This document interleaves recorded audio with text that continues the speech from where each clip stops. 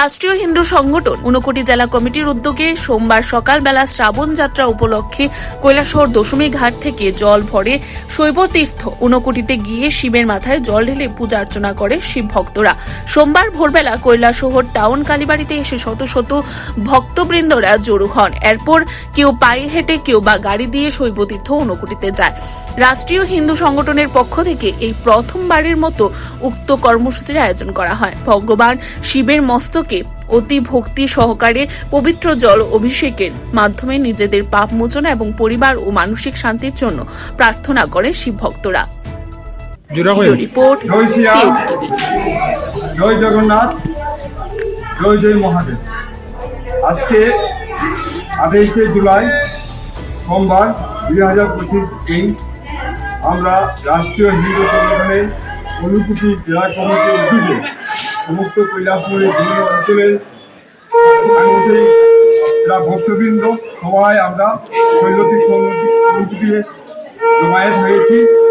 এখানে আমরা প্রায় 500 জনের মতো আমরা জমায়েত হয়েছি।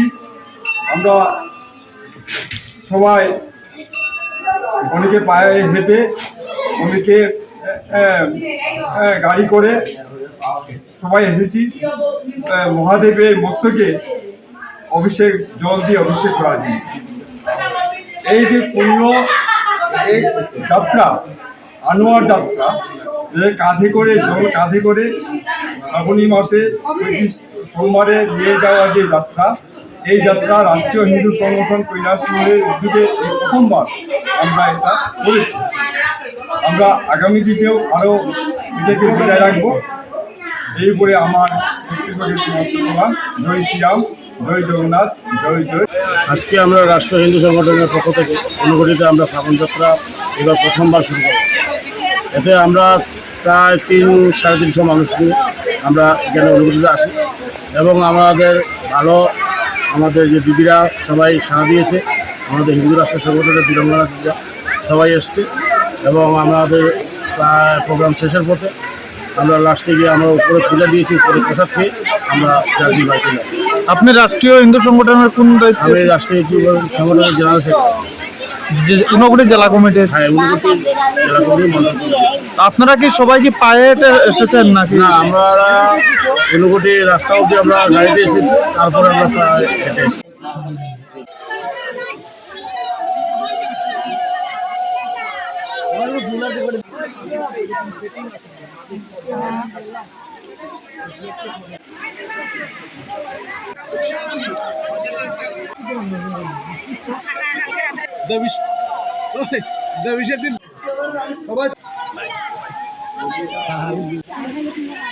হর হর মহাদেব, হর হর মহাদেব, হর হর মহাদেব, হর হর মহাদেব। জয় শ্রীরাম, জয় Shriram. CERI TV, channel for news and entertainment.